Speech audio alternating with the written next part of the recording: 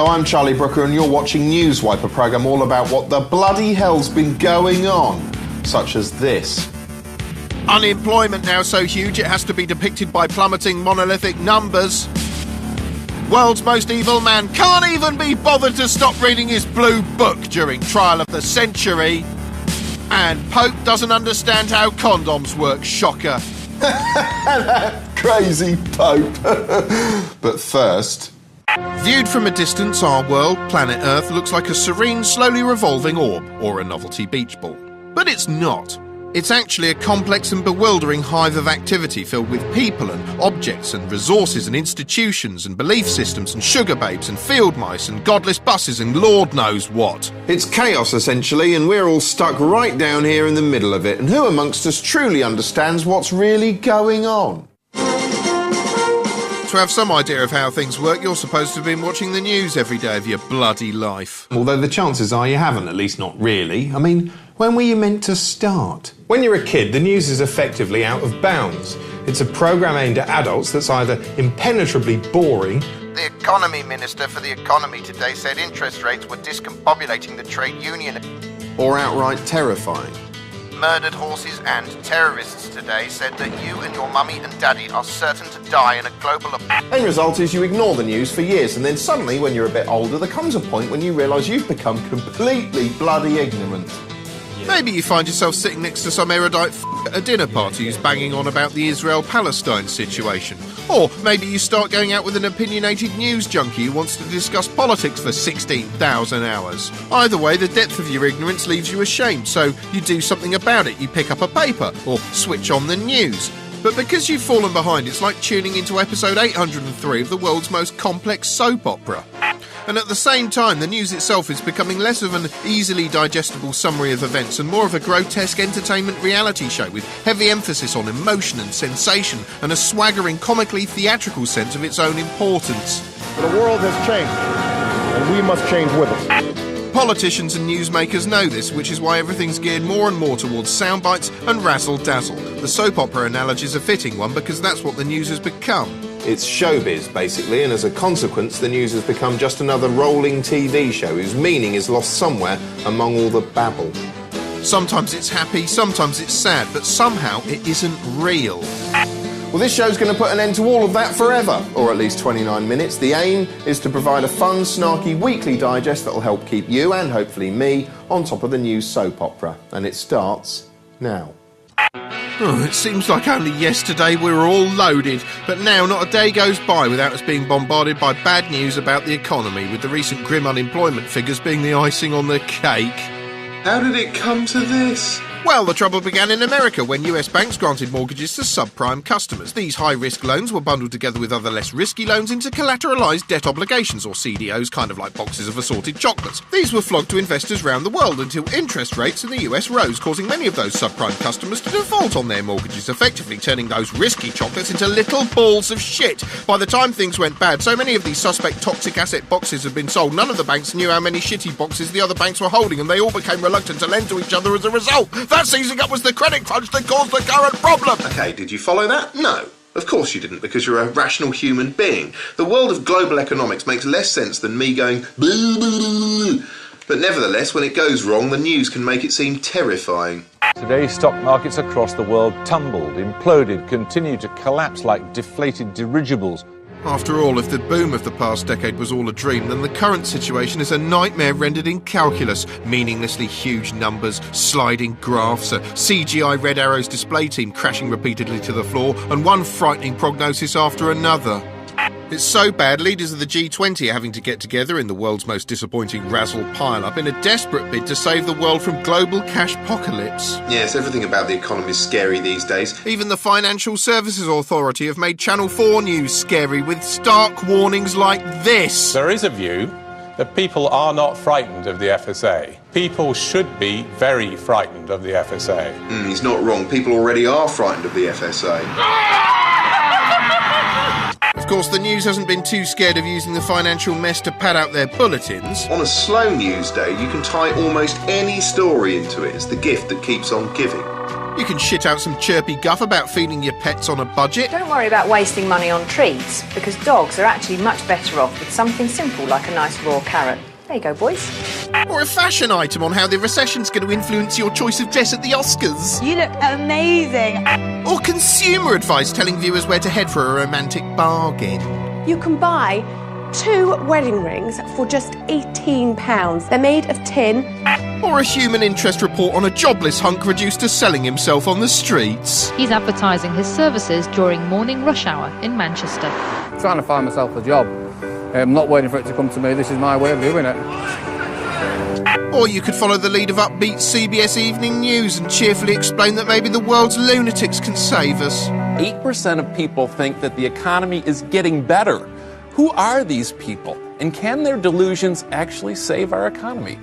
Or you can highlight the villains like Louis Walsh lookalike Frederick the Shredderick, who makes everyone so angry even Linda Bellingham called for a peasants' revolt on lightweight daytime festival of chit-chat loose women. Look at the French Revolution.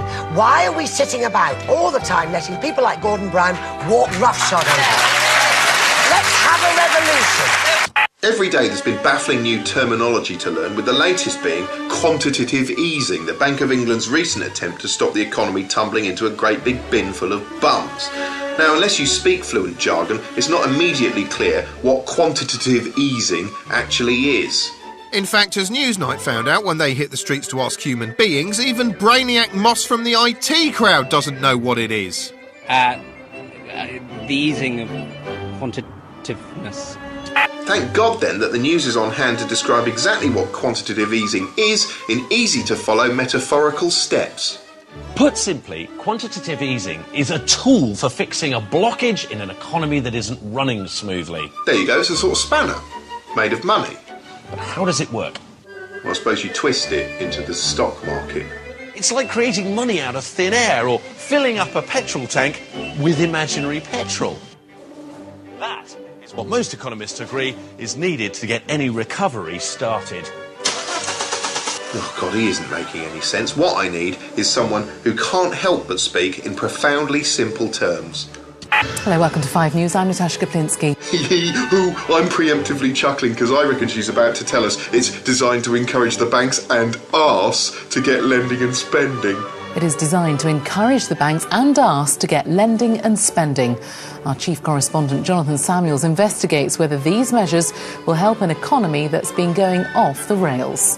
Why, Natasha, that almost sounds like a cue for a bad railway metaphor. The economy at the moment seems to be like a runaway train. Great, all right, let's see you run with this one. The government's been pulling lots of levers behind the scenes to try and slow down the economic crisis, but it's got to such a stage now that they're trying a different track. Just tell me how it works. It's called quantitative easing. The idea is to pump more money into the economy and get banks lending again. Toot toot, the economy's made of trains. We once had a model economy. The government hopes the latest measures will mean we soon see light at the end of the tunnel. Thing is, baffling though all these visual metaphors are, they're not a patch on quantitative easing itself, which essentially consists of one branch of government using dreamed up money to buy chunks of debt from another branch of itself. But will it work? Well, here's what Mervyn King, Governor of the Bank of England, had to say on Dynamic 5 News. Nothing in life is ever certain. Changing interest rates is not certain. These measures we think will work in the long run. I can't be sure how long it will take. Much of this will depend on what's happening in the rest of the world. In other words, I don't know. And that's the problem with the economy in a nutshell. It's a big bunch of unknowns. Nobody knew we were going to get into this mess. Nobody knows how bad it will get. Nobody knows how we'll get out of it. Nobody knows anything. Now, the global financial crisis might be frightening, but is it also a golden money-making opportunity? Danielle Ward finds out. The credit crunch is over. We're in recession. It's official. And we're reminded of it everywhere. The news media got so much mileage from the credit crunch, it even found its way into the Oxford English Concise Dictionary. So you hear credit crunch and you think, how exciting, shopping on a budget. I'll be ironic and serve beans on toast and Lambrini at my dinner party. There's some solidarity between us. We were cozying up together. We were battening down those hatches. But when I hear recession, I think of joblessness, homelessness, hopelessness. Everyone's out for themselves and it's just not fun anymore. Louise, it's a mess. What do you think when you think of recession? What does it conjure up in your mind, the word? Depressing. And everywhere you go, you're hearing it. Recession. We should get rid of the depressive words and try and think of positive ways to get out of this situation. So everybody's fed up with the recession. It's in the papers, it's on the news. No one wants to hear this word anymore. It's time we rebranded it and sexed it up. Norwich Union successfully rebranded itself Aviva with a celeb-heavy big-budget campaign. And in it, Ringo Starr rebranded himself a Bell End. Would any of this have happened to me if I'd have still been Richard Starkey? I rounded up some genuine creative TV people to see what we could come up with. How do we sex up the recession? What we need is like a craze. Do you remember those bands came out? It was all like, oh, this means I'm against like racism. We could have one that just means I recognise we're in a credit crunch one, and we could sell them for like $2.50. Yeah, it's a good idea. What colour would they be? Sort of grey. We'll get some guys working on it. For 50 grand, they'll just work that out for us.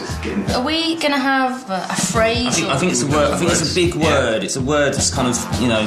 Apocalyptic. Something apocalyptic. Pocket apocalypse. Pocket ellipse. After what felt like literally hours of blue sky thinking, we came up with a new and very exciting 21st century concept. Goodbye recession. Hello Moneygeddon. If we can rebrand the recession as something vibrant and appealing, perhaps we can even make money out of it.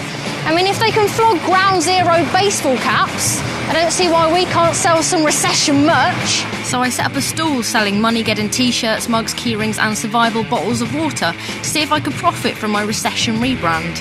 If you loved Credit Crunch, you will adore Moneygeddon. We've rebranded the recession because we thought it was a rubbish word. It made everybody depressed, whereas Moneygeddon makes everybody angry, united and thrilled at the same time. It's not like when Cocoa Pops became Choco Krispies and they had to go back. This is it now. Moneygeddon is the recession. You enjoy that? It tastes of tears. Oh, right, well, I'm afraid that's what we're all shedding with this recession. Right, I'll have that. I made a substantial £9.46. And while that may not be quite enough to keep me in Fred the Shred style luxury, I think I could be onto something. So what have we discovered today other than I would be rubbish on The Apprentice and I look like a young Tory in this T-shirt? Well, we rebranded the recession, we made it Moneygeddon, and do you know what? It sells. Not very well, but it sells.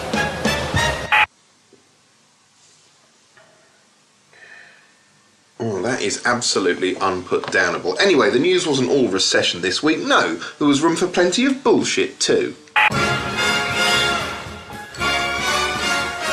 Religion, and while en route to Africa, Big Chief Catholic man Pope Benedict Luftwaffe XVI enlivens Channel 4 News by sharing his scientific wisdom. It's a tragedy, this question of AIDS. That cannot be overcome by money alone, and that cannot be overcome through the distribution of condoms, which even aggravates the problems. Oh yeah, these condoms I've been using have really aggravated my AIDS. The Pope's startling claim provoked a fiery debate back at the studio, featuring a religious woman so irrational Jon Snow didn't even try to hide his amusement. Clearly, a condom is the only intelligent thing to do. No, it's no use saying that you think a bit of rubber will protect you. Yeah, you should just put your faith in an unprovable man in the sky. Listen to the facts. When the AIDS epidemic in Uganda started going up, it was when they introduced condoms. Before that, it had gone down using only the Catholic method. Yeah, in case you're wondering, the Catholic method is to remove the condom and then bury the head of your penis in the sand. 22 million people have got AIDS now because of the condom campaign is making it worse, not better. Me. Now, how much does the PR industry affect the current affairs agenda? Here's Nick Davis, author of Flat Earth News, with his take. Journalists, on the whole, are chained to keyboards in offices, and they recycle second-hand information from Newswire and from the public relations industry. And neither of these sources of information is reliable, but both of those sources are recycled, largely unchecked, into what we laughingly call news. And so as journalists get weaker and weaker in performing their job, the PR industry moves in and fills the gap. There's a brilliant example of this with the NatWest 3, who are these three businessmen who worked for a subsidiary of the National Westminster Bank, who got caught up in the aftermath of the collapse of Enron. Within months, evidence is surfacing that the NatWest 3 are embroiled in corrupt and illegal activities. By 2002, the FBI have charged them with criminal offences, and the press have clearly established that these three are bad guys. But there is a single fact in there, which is that they're going to be extradited to the United States with a new piece of law, which is not very fair. So on that slender basis, The PR company who were hired by the NatWest 3 just focused the story on the unjust law. And at that moment, suddenly, the whole angle changes. So almost everybody across the entire political spectrum in the House of Commons and the House of Lords was drawn in by this PR campaign to support it. I have no idea of whether these men are guilty or innocent. But one thing does seem to me to be clear, that on the question of jurisdiction, any crime that they may have committed seems to me to have been committed in this country and not in the United States. One of the things that the PR people did was to play the family card. They set up interviews, sometimes the man with the wife, sometimes the wife on her own, and it's to do with making them human victims. We feel sorry for the wives and the children who'll be left behind. It's suggested that they may lose their homes, so they were heavily played.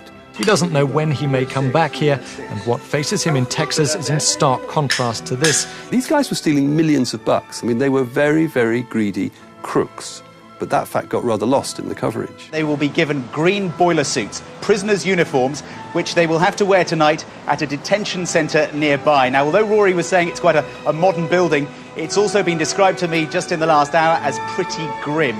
According to the PR stories that were being put out, when these guys got to the States, they were going to be held on bail for years. In fact, they were held in a hotel for rather a short period of time. They were going to be appearing in court with orange jumpsuits and loads of chains. In fact, they appeared in their own clothing, and then they faced jail sentences of 35 years. In fact, they got 36 months. So the whole image of this cruel, ruthless American judicial system that was going to be so ghastly, that was going to treat them like kind of Guantanamo Bay detainees, was really not strictly true. Finance and transport, and Sky News' Dermot Murnahan traverses the southwest of England on a bike, seeking out tales of financial woe in a series of reports called, amazingly, The Economic Cycle. Apart from getting a sore arse, he found plenty of sorrowful and jobless real people to talk to in what was surely designed to be the most heart-tugging reportage of the year.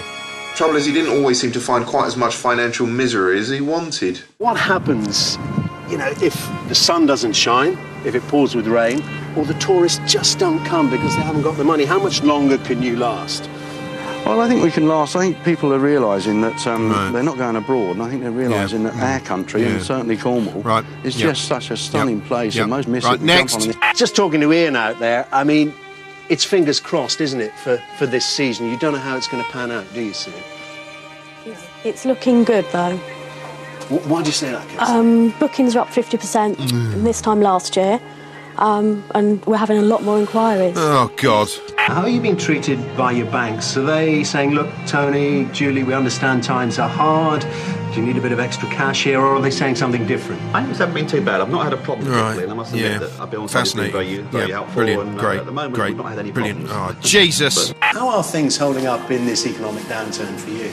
It's not too bad, actually. It's Right. looking good for the coming Right. season. Oh, this is bullshit. Why are you optimistic? Look, I don't want to underplay recession, but guys like you and the newspapers do love a lousy story about how we're going to have a handcart. Yeah. And Thanks. in many ways, what's Fascinating. happening, I think is a really good thing. Yeah. I mean, Oh, whatever. Poetry now with our topical verse correspondent, Tim Key. This poem is about bankers, the dreadful bastards, the dreadful bastards who work in banks, screwed the country over. Anyway, I'll let the poem do the talking. This horrible fucking banker figure sat his fat arse down on a chair in Amanda's office. And in brackets, I've got Amanda's part of HR, human resources. The banker had caviar and swan round his chops. And his hair was stuck down to his forehead with sweat. Just a despicable. He was panting, exhausted from the short walk from the glass elevator to the office. Imagine this big fat.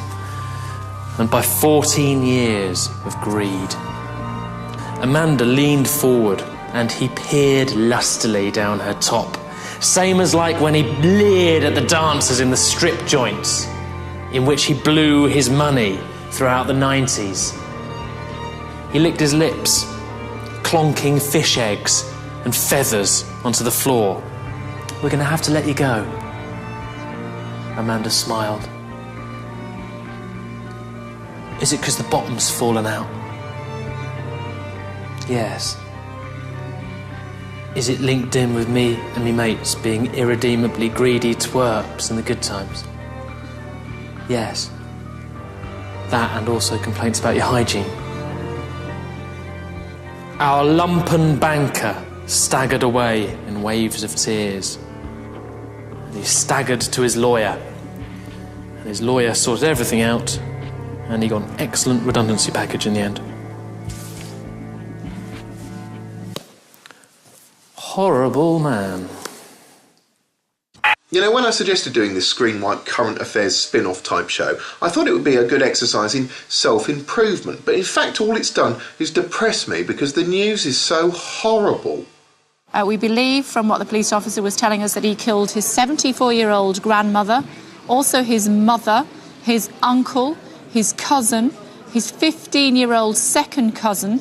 In addition, he killed a baby, he killed a sheriff deputy's wife, he killed 2 pedestrians, he killed a petrol station assistant, he killed a motorist, he let loose 7 rounds at a trooper, he shot the chief of police, and he shot himself. I will let you digest that for a moment.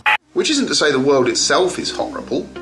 I mean, it's still full of sunshine and flowers and cuddly creatures you'd like to have sex with, like this rabbit. Oh, look at that rabbit. Anyway, I guess what I'm saying is there's generally more good than bad in the world, unless you're watching the news, which likes to accentuate the negative at every turn.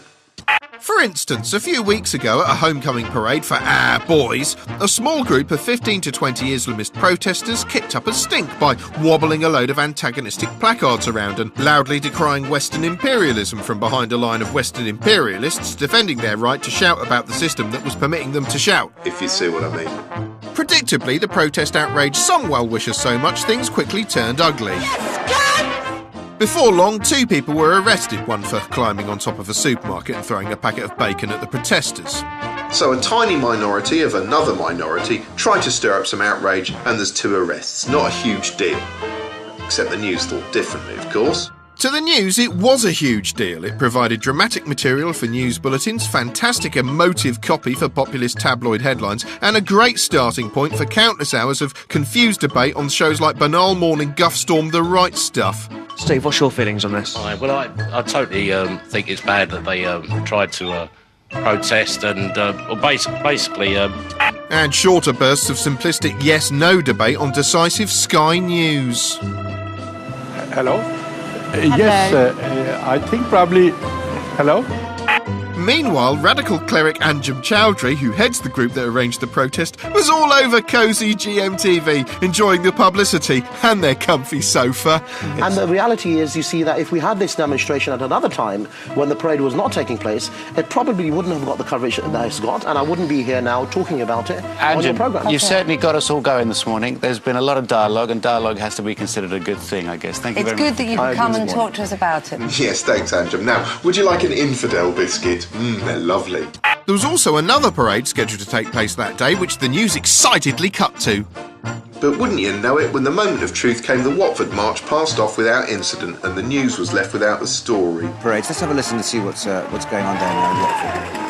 No, nobody shouting baby killers. This is boring. Fuck it. Still, while there wasn't even the tiniest protest in Watford, there was a huge protest taking place in Northern Ireland, where thousands of demonstrators were taking to the streets in the name of peace. Yes, that's thousands of protesters coming together to demonstrate against the recent upsurge in Republican violence. So surely if 15 to 20 protesters in Luton gets a lot of coverage, surely thousands of protesters in Northern Ireland is going to get even more, right? Wrong. Tonight at 10, a mass shooting at a school in Germany leaves 16 people dead.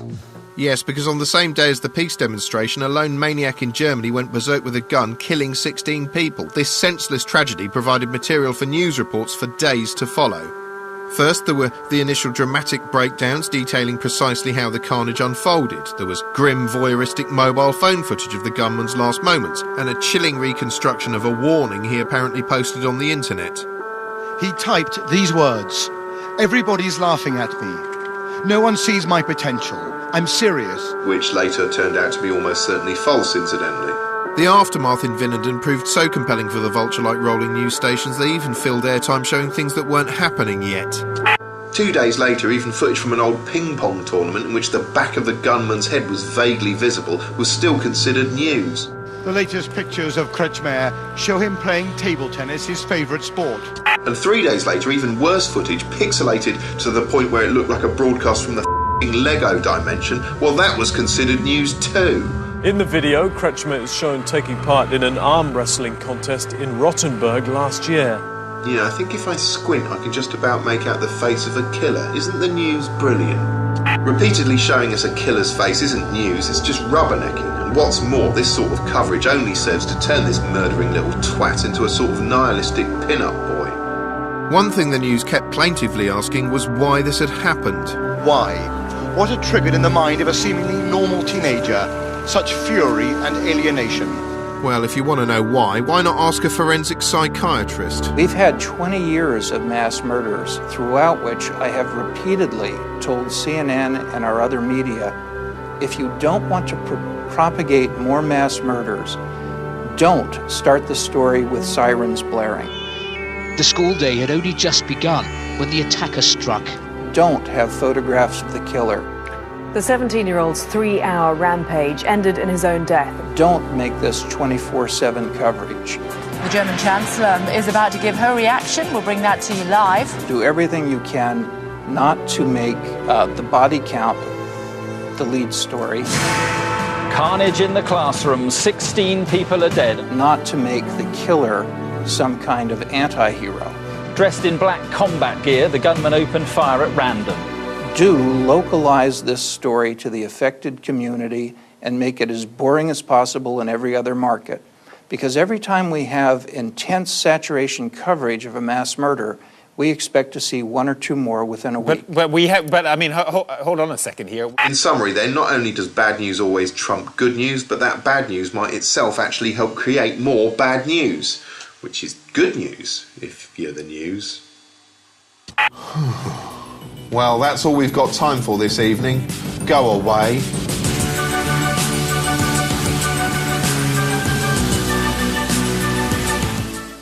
And Charlie's back with another Newswipe next Wednesday at 10:30.